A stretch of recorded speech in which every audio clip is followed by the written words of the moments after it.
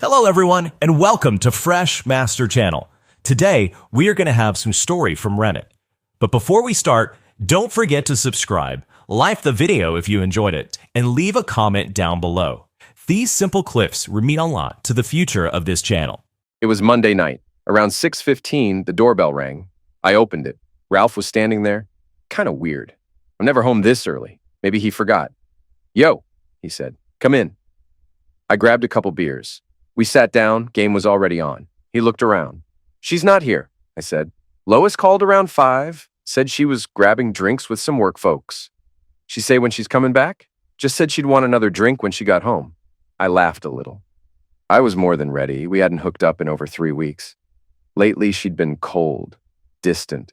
Every time I tried to touch her, she pulled away. "I'm tired. Got a headache. Back's killing me." Same excuses, over and over. Ralph got up after a while. "8, I gotta bounce." "Later." I walked him to the door. Clock said 8 o'clock. Still early. I cracked another beer, flopped back on the couch. Must have passed out, I never do that. But the beer hit me just right. Next thing I know, I wake up, look out the window. The Yukon's by the curb. She was home. Kinda odd she didn't wake me. We could have gone to bed. Maybe finally had a real night. And yeah, we did. No complaints from her this time.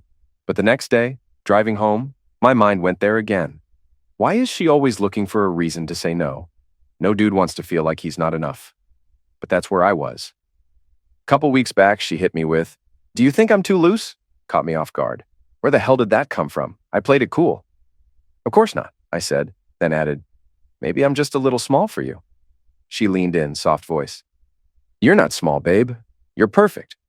Nah, she was lying, and not even good at it. You either tell the truth or lie like you mean it. Don't fake pat my ego. Still, I loved her. When I asked her to marry me, none of that stuff mattered. She said yes. But deep down, even back then, a voice kept saying this might not work out. Anyway, back to that night. I rolled over and nudged her, hoping maybe she'd reach for me like she used to. She cracked one eye open and sighed. "Oh, it's you." That crap hit me like a punch in the gut.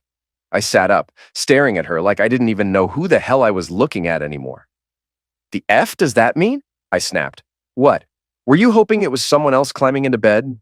"Jesus, Lois, you serious right now?" She didn't even flinch. Just turned over like I was background noise. "Go to sleep, Rick. You're always looking for a damn fight." That set me off. "A fight? Nah, I just want to know who the hell you've been fantasizing about while you lie next to me every night like I'm already dead to you." She groaned and pulled the blanket up over her head. "You're exhausting." I grabbed my shorts off the floor, yanked them on without saying another word, and stormed out. Barefoot, beer in hand, I slammed the sliding door behind me and stepped onto the patio. The night was humid. Still, too damn quiet. Her voice, that tone, like she was disgusted it was me. Like she couldn't be bothered. It wasn't just tired. It was venom like, ugh, him again. Like I was some stray dog who wandered in. I sat out there under the stars, drink in hand, staring at nothing, and just the buzzing in my head. For the first time since we got married, I really started thinking. She ain't just out with the girls. Nah, something's off. Way off. The stories, the makeup, the new perfume she suddenly started wearing. It all started to reek of nonsense. Then it hit me. How the hell was I supposed to even prove it? I ain't got private investigator money. Hell, I was barely keeping up with rent and groceries. But then another thought slid in like a knife to the ribs. She didn't even care. I'd been yelling like a maniac, breaking crap downstairs. And she didn't come down. Not to lie, not to cry, not even to fake it. Like she heard me figure it all out and thought, oh well, screw it. I didn't want to go back up to that bed where she lay like a damn corpse. So I stayed down there, wide awake, dug through the tapes under the TV. Found one with NCIS scribbled on the label. Thought maybe I'd distract myself for an hour. I popped it in the VCR, hit play, and everything snapped into place. I froze. My mouth went dry. On the screen, clear as day, Lois and my cousin Ralph walked into our bedroom, smirking, hands all over each other. Angle was high from the top shelf in the closet. I could see the whole damn room. This wasn't no one-time thing. Nah, they knew exactly where to stand, what to do. like it was just another Thursday. I paused it, tiptoed upstairs like a ghost. She was out cold, snoring like she didn't have a single worry in the goddamn world. Back down, I hit play again. Then I heard it behind me. Oh God! I turned around. She was standing in the doorway, pale, shaking. Oh God, oh God, oh God! She started yelling, scrambling for the phone. Pick up, Ralph! Pick the F up! Dave knows! He saw the damn tape! I told you to grab it, you moron! I told you! I walked over, calm as a storm, right before it breaks. She flinched when I snatched the phone out of her hand. Hey, Ralph, I said. Why don't you come get your tape, huh? But bring your vest. You might need it. My voice was ice, controlled, but done. You better stay the hell away from me, cousin, I added.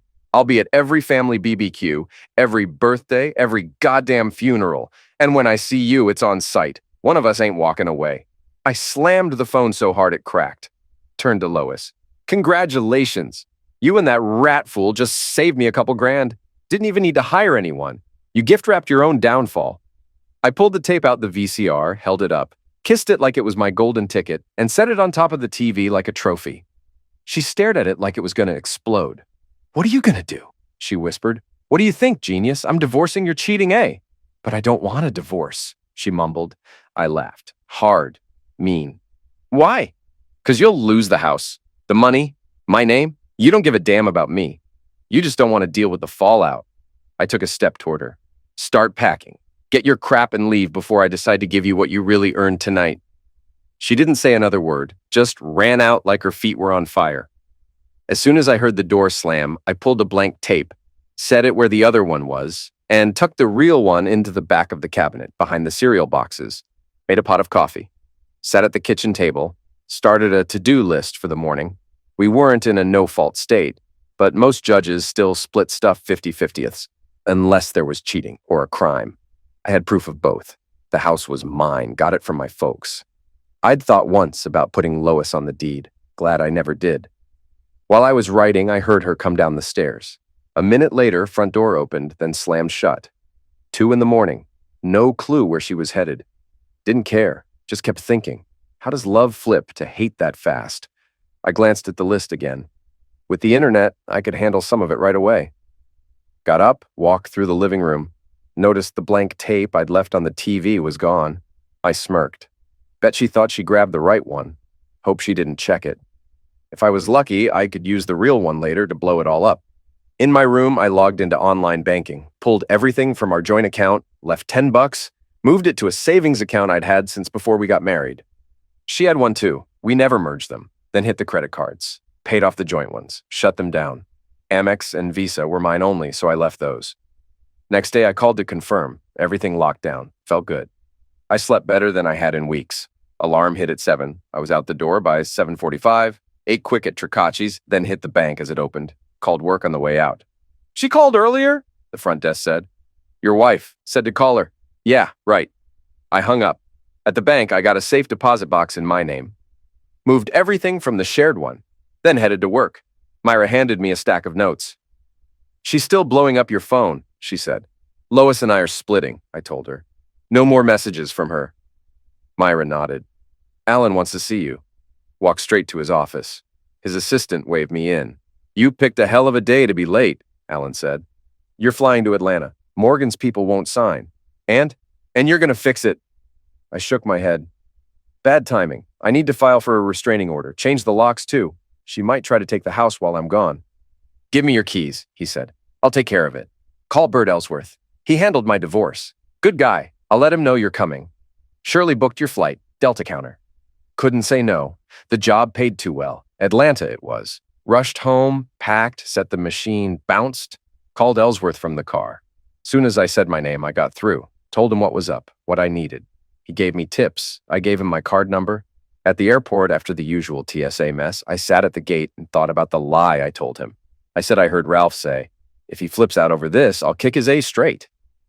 Then I said Lois replied, great, can I watch? Might give him a little love tap myself. Total lie. Never happened. Wouldn't come up in court anyway, but if it kept her out the house till I got back, I'd lie all day. After what she did, I earned that. Ellsworth said getting the order would be easy. Just had to show up in 10 days to make it stick. Atlanta went smooth. Within an hour, contract was signed. Alan called. Locks are changed, he said. My son-in-law's a cop. He'll keep an eye on your place. I saw the 2 more clients while I was there. Before flying out, I noticed my phone was still off from the meetings. Turned it on. 6 missed calls, 3 voicemails. 1 was from Ellsworth. The rest, Lois. Deleted hers without listening. Same crap every time. Call me, we need to talk. Things are getting out of hand. Ellsworth's message said he got the order. Lois would get served at work in the morning. I made a note to thank Alan for that lawyer. I pulled into the driveway just after midnight. As I got out, a guy stepped from another car. "Sheriff's deputy," he said, flashing his badge. "You must be Alan's brother-in-law," I said, showing my license. "Thanks for watching the house." "All the locks use the same key now," he said, handing over a key ring. "Your wife showed up at 4:30, then again at 9, got loud, threatened to call the cops. She was surprised when I showed her my badge and told her the cops were already here," he added. Inside, I saw the answering machine blinking. I shut off the phone and went to bed. In the morning, I cleaned up, dressed, and finally hit play. All the messages were from Lois. "Call me before you do something stupid," she said. Too late. At the office, Myra looked up. "She called again," she said. "What did you tell her?" I asked. "That I've been told not to take calls or messages from her," she said. "She hasn't called since." I leaned down and kissed her forehead. "I don't know what I'd do without you," I said.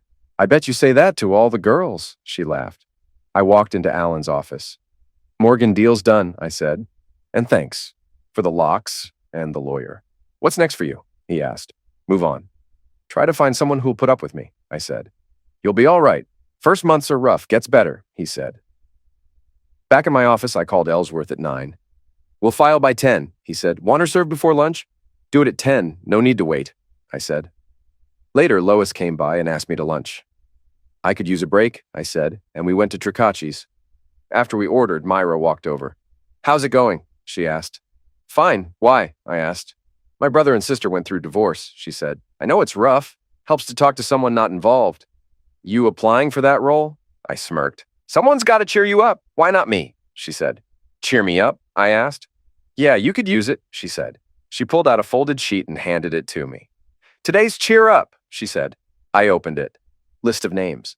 "What's this?" I asked. "Girls who'd be into you now that you're free," she said. I scanned it.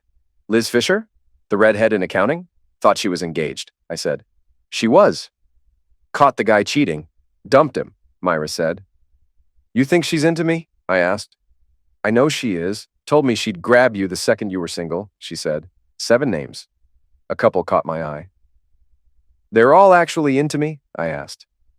"They've said stuff. Some more than once," she said. I grinned. "Funny, your name's not on here," I said.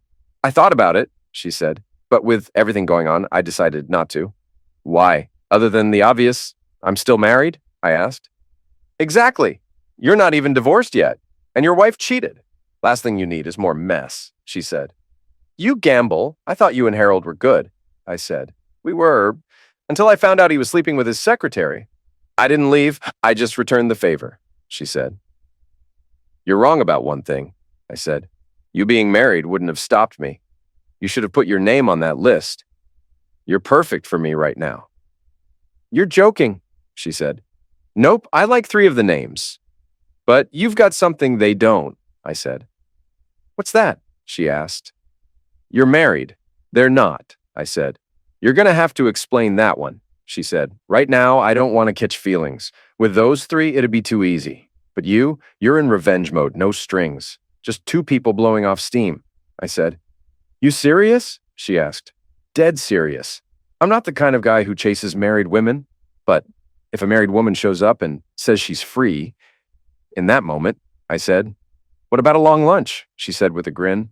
"I'd be down," I said. "We got time today?" she asked. "Not today. Got a 2 p.m. with the Hayes people, but I'm clear tomorrow," I said. "It's a date," she said. Was it wrong to meet another woman while still married? Maybe. But Lois cheated first. Ellsworth said she'd been served while I was eating lunch with Myra. Now we were legally split, and that meant I could do what I wanted. 2:45 a.m. My phone lit up. Lois. Figures. She must have gotten served. I picked up. "What?" I said flatly. No hello, no tone. Just ice. "Why the hell can't I get in the house?" Lois snapped. What the hell is this divorce nonsense? Why aren't my credit cards working? And a restraining order? Are you out of your goddamn mind? No, I said calmly. Just out of patience. The cards got cut because I don't fund side pieces. And the house? You don't live there anymore. I don't want you in it, and you're not coming back. You need to stop this nonsense, Dave, Lois fired back. You can't seriously be throwing away everything just because I had a little Zex on the side. It didn't mean anything. No feelings. It was just recreational. I only love you.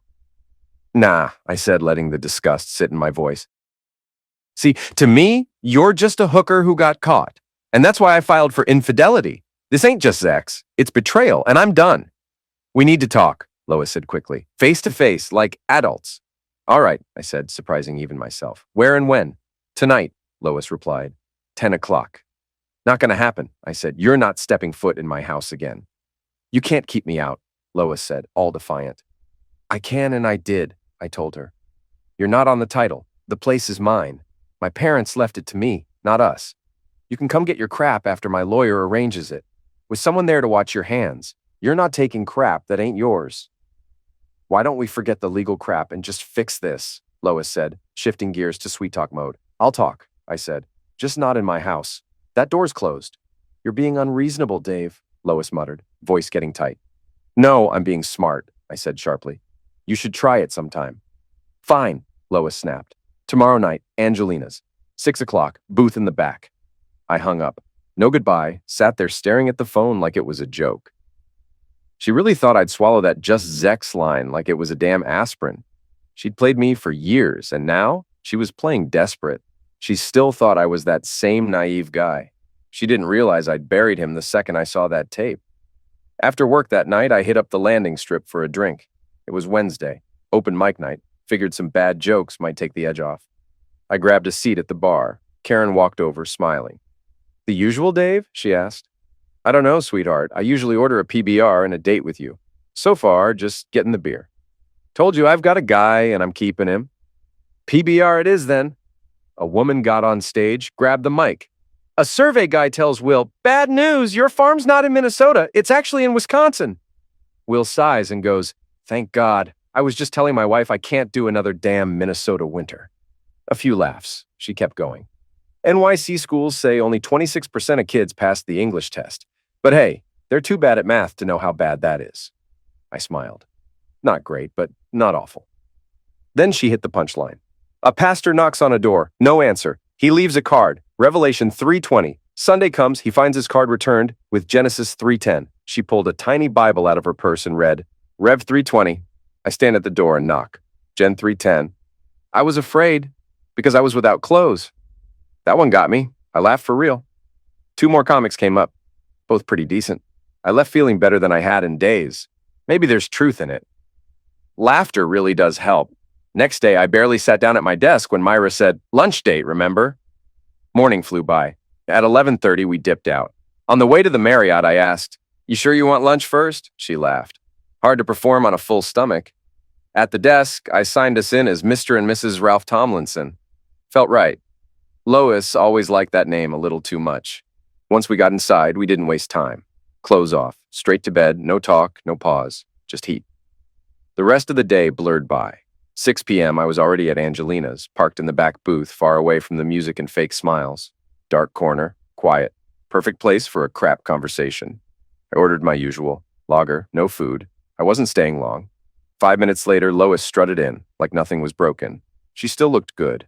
Perfect makeup, killer dress, same old show. But none of it hit the same. That spell was broken. The waitress came over. What can I get you to drink, ma'am? The waitress asked. Cosmo, Lois snapped, like the whole night was already beneath her. Separate checks, I told the waitress before she could even write anything down. Lois glared at me across the table. Really? She said. Separate checks? I took a slow sip from my beer and said, you called this little meeting. Let's hear it. I got better things to do. Lois crossed her arms. You could have at least pretended to be polite, Dave, given the situation. Polite? I said, raising an eyebrow. You're lucky I didn't bring a lawyer and a bat. Say what you gotta say or I'm gone. She sighed, heavy and fake. You're blowing this out of proportion. We don't need a divorce. I love you. Always have. What happened with Ralph? It didn't mean anything. You screwed my cousin, Lois, I said, flat and sharp. More than once. That ain't a mistake. That's a routine.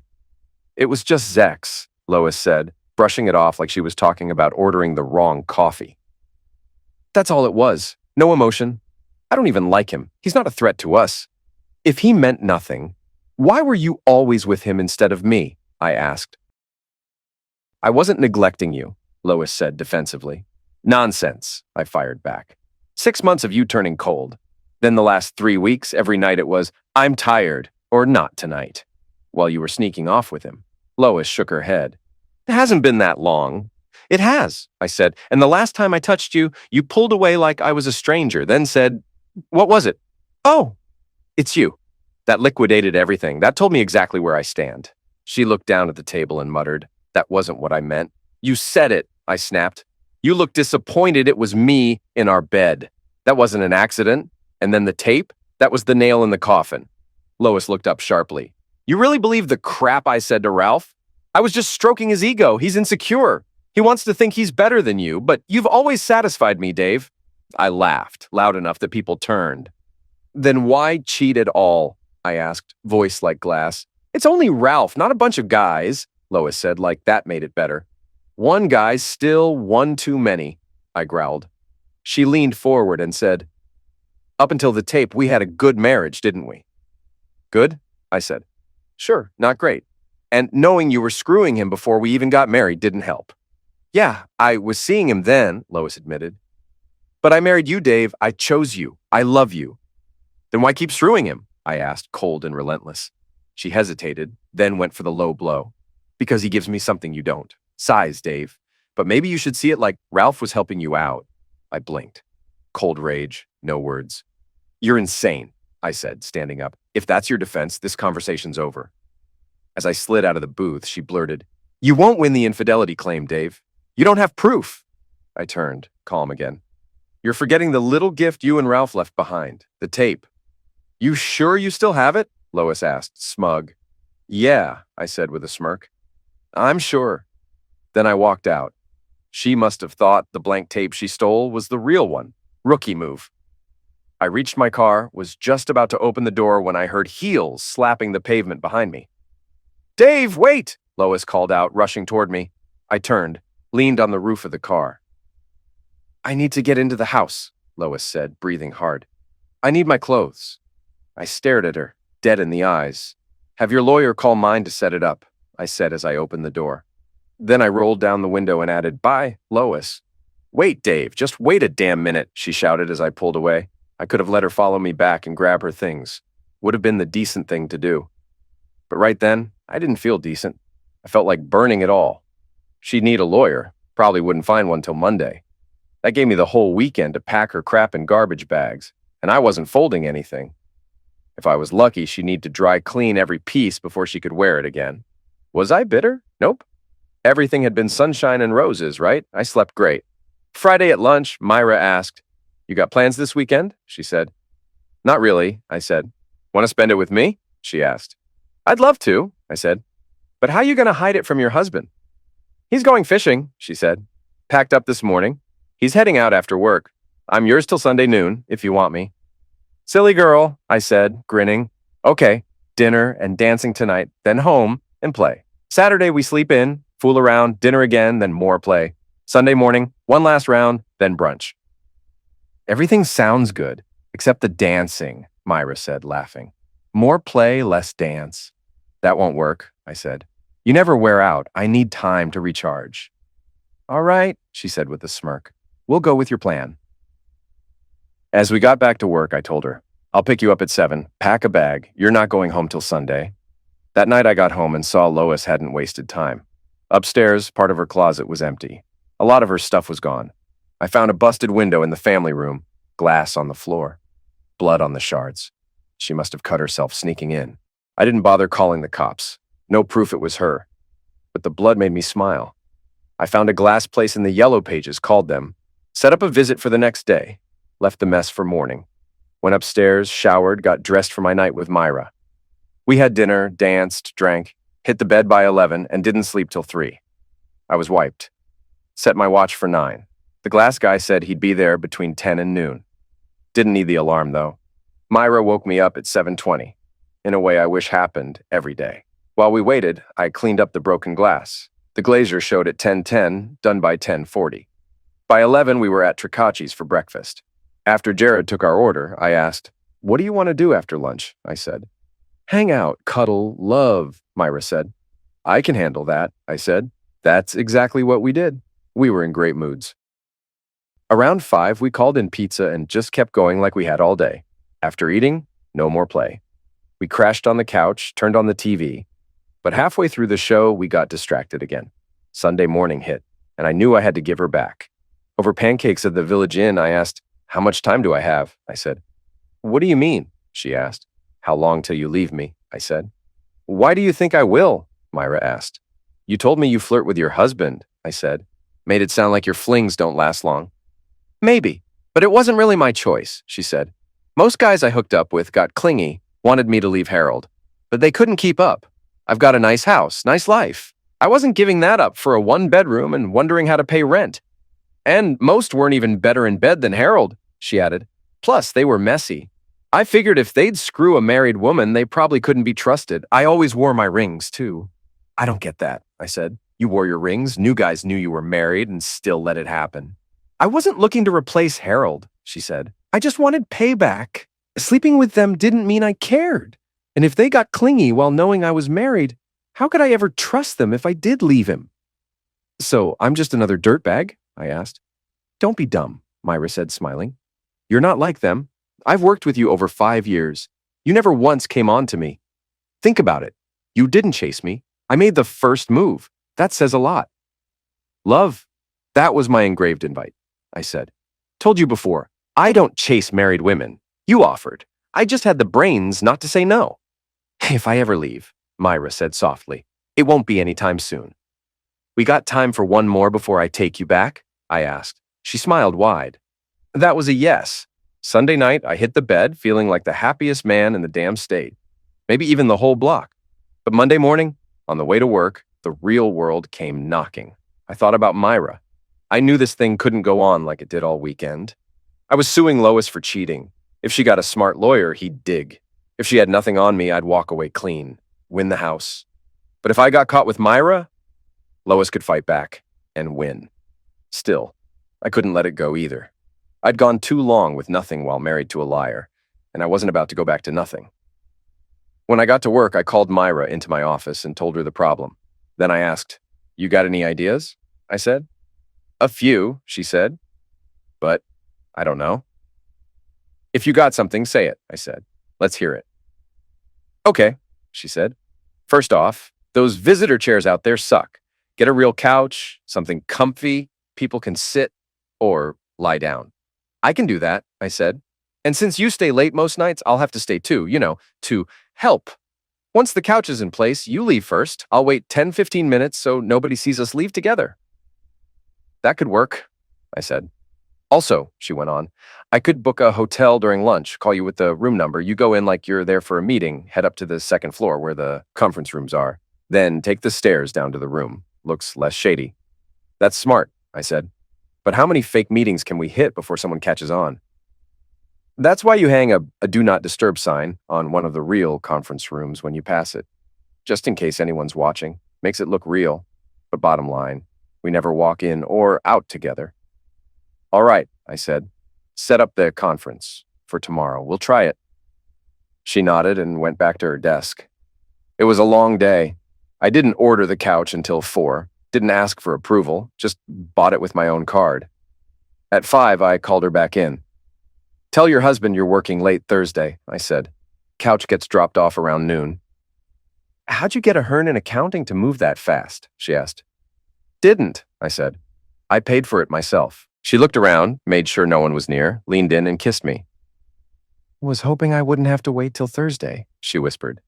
"You already forgot about tomorrow's meeting with the Ajax guys?" I asked. "Crap," she said. "Totally slipped my mind." I was riding high the whole way home, windows down, music up, feeling free for the first time in years. Then I hit the driveway and there she was, Lois, parked dead center like she owned the block, right in front of the garage, blocking the whole damn thing.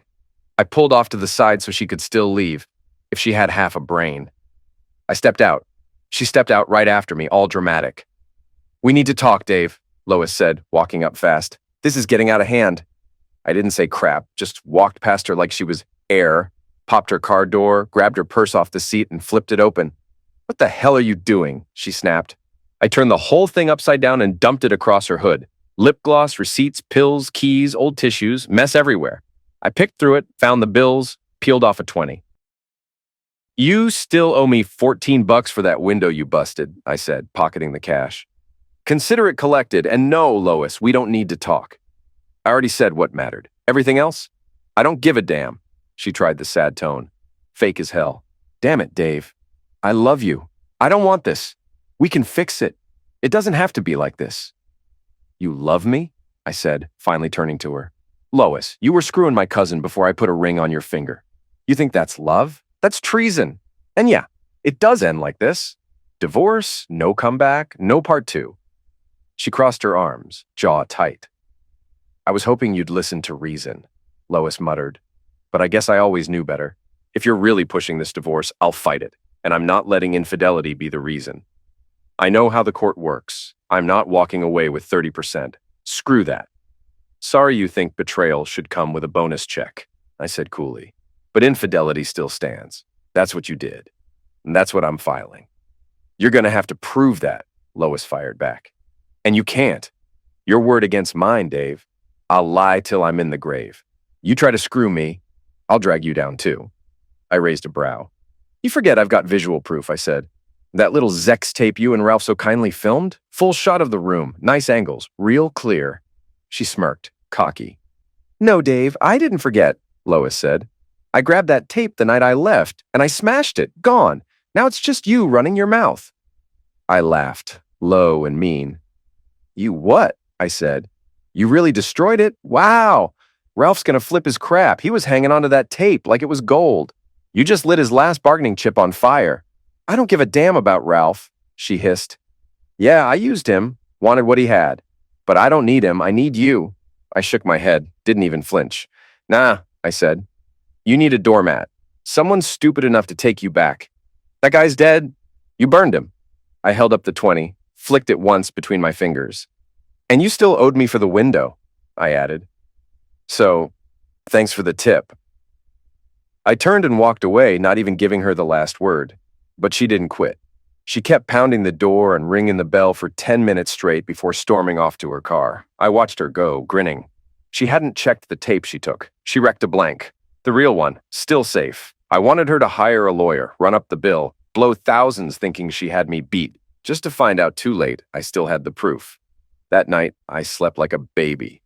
The Ajax call on Tuesday went smooth. I was still in a good mood when I got home. Wednesday was solid too. Myra asked for a quick one on my desk before we left. After making sure the place was empty, I said, "All right, but fast." As we were getting dressed, I said, "Don't forget, you're staying late tomorrow." That night, I stopped by the Landing Strip Lounge. Forgot it was open mic night. Place was packed. Took a while, but I found a seat at the bar. Got there just in time to hear Bobby Denton hand the mic to some trailer mechanic from Franktown. Guy said he had degrees in electrical and mechanical engineering.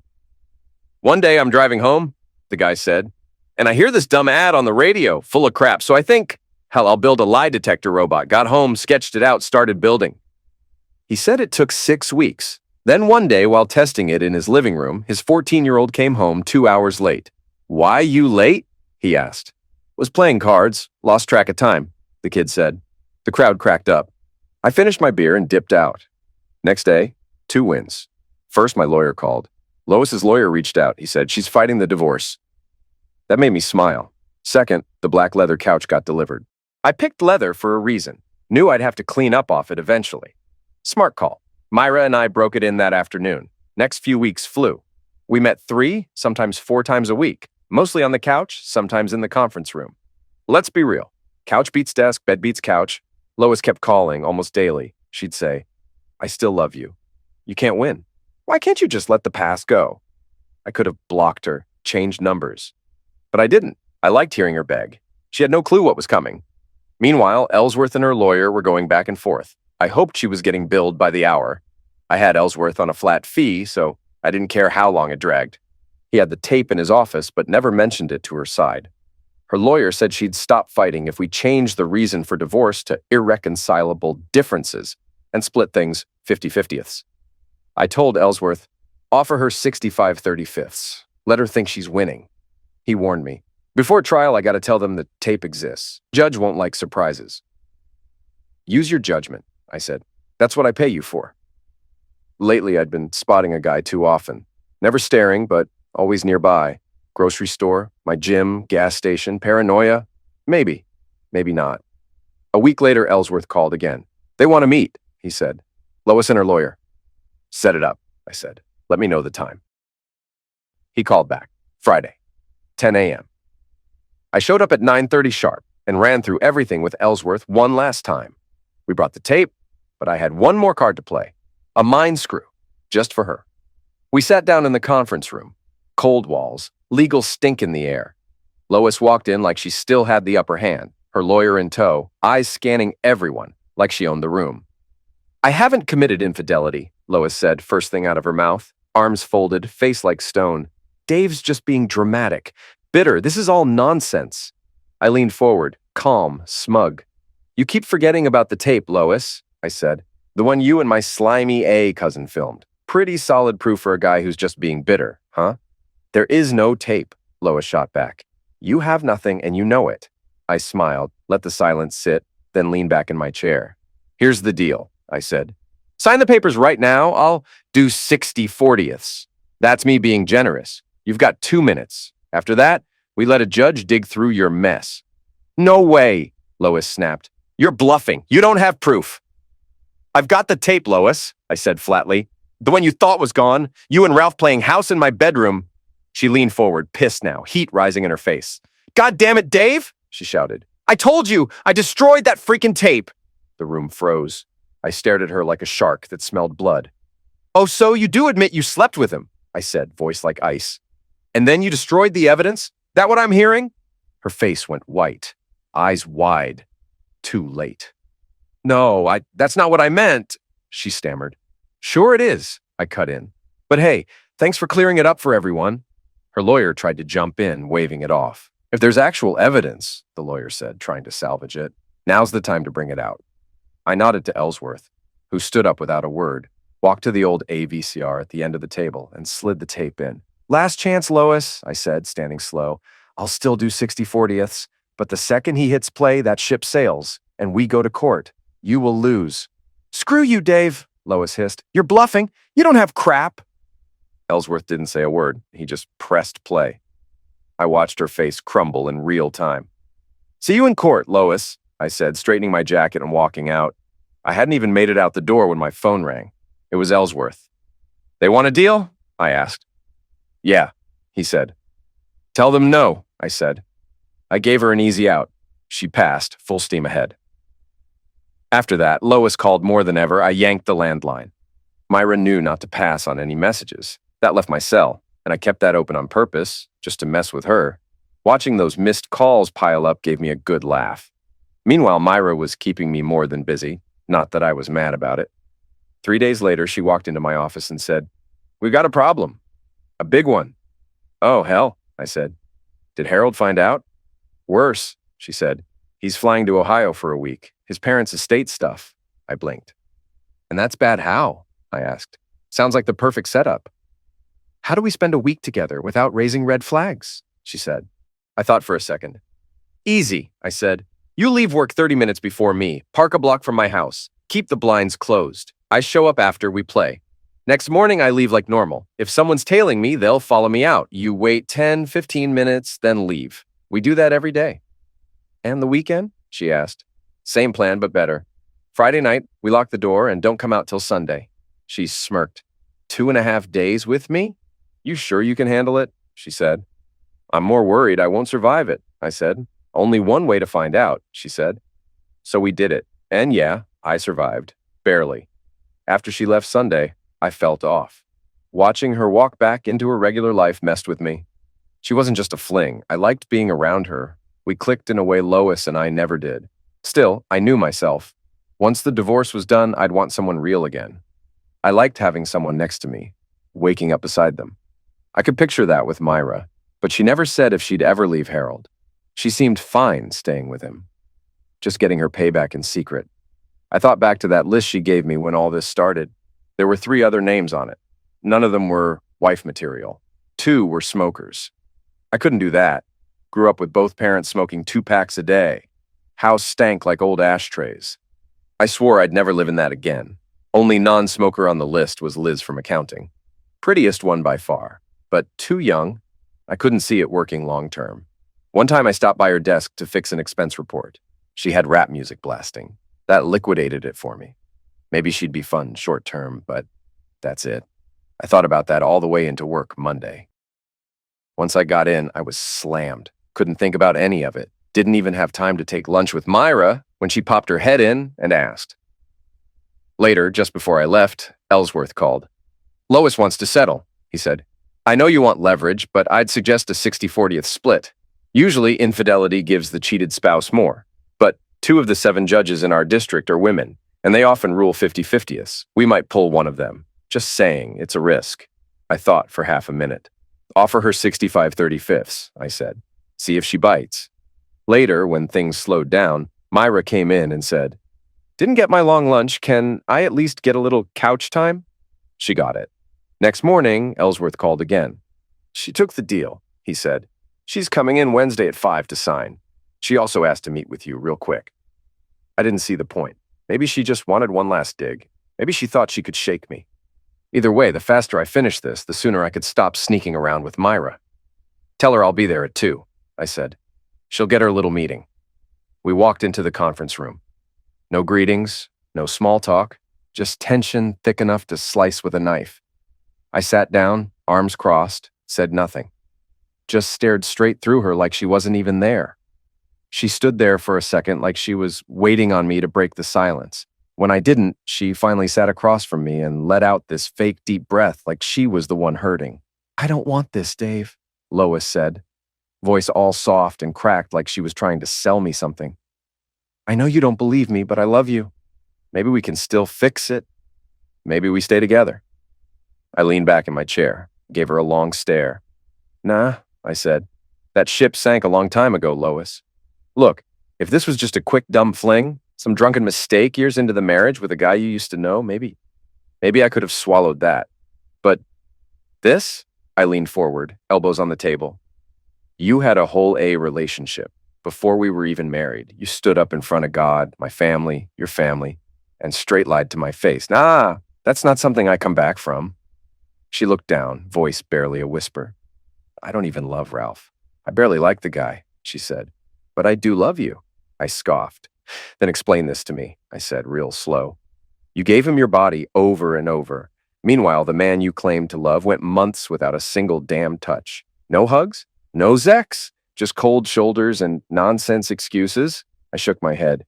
"That ain't love, Lois. That's straight up cruelty." She blinked fast, tears starting to build, but I wasn't buying it. "That's it?" she asked, voice cracking. "That's all you've got to say? You're just done?" "Yeah," I said. "I'm done. I can't trust you. And without trust, there's nothing left. I'd rather be alone than live next to someone I got a side eye every time she checks her phone." I stood up, ready to walk out, but I paused at the door, turned back, looked her dead in the eyes. "You're a pretty woman, Lois. That's the sad part. You'll probably land some other sucker, but I hope he breaks your heart. I hope he lies to your face, sleeps around, and makes you feel like you're nothing, just like you did to me." I left the meeting and drove to the landing strip. Sat at the bar. Karen dropped a cold PBR in front of me. "Well, well," she said. "Where you been hiding, handsome?" "Getting divorced," I said. "Wasn't really in the mood to hang out. Needed a beer."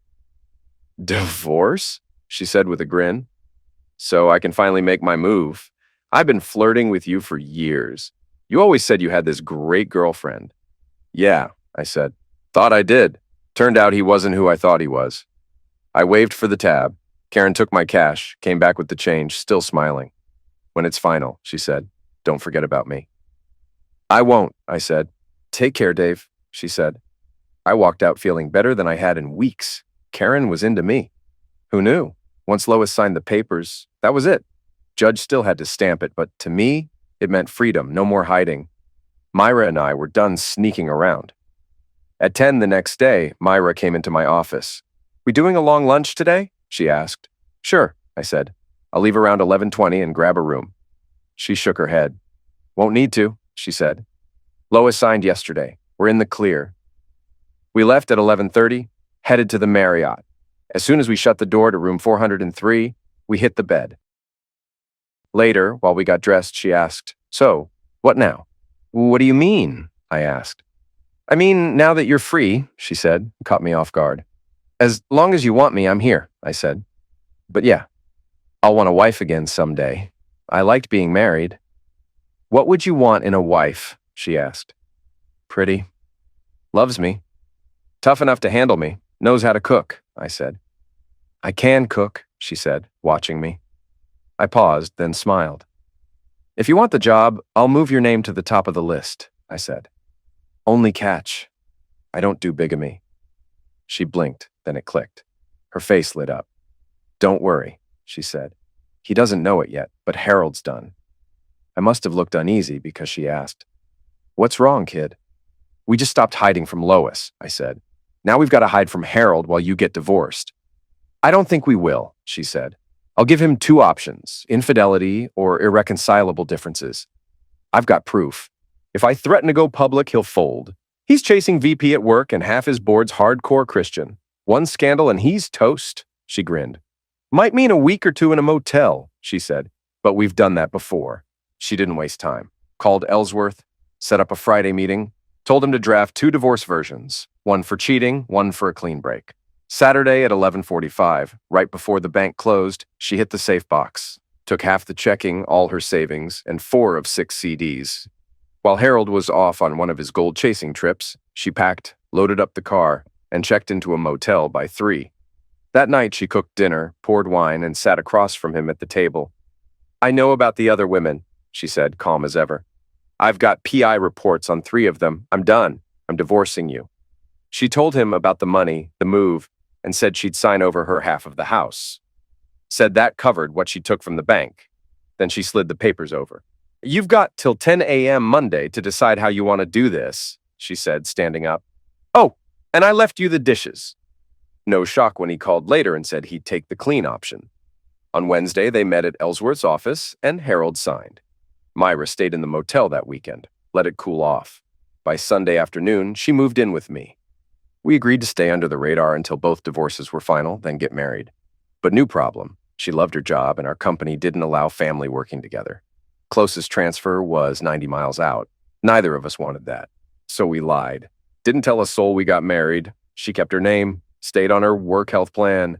We'd keep it quiet till someone caught on. If that ever happened, she'd quit and get another job. Truth is, she didn't even need to work. My salary covered us just fine. She checked out of the motel Sunday at noon.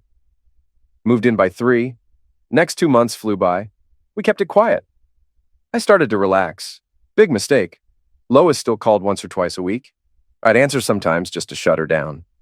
I should have seen it coming. She wasn't done. Not even close. It was a Wednesday night. Myra and I hit the landing strip for a few drinks. Nothing new. We liked the place. Always had.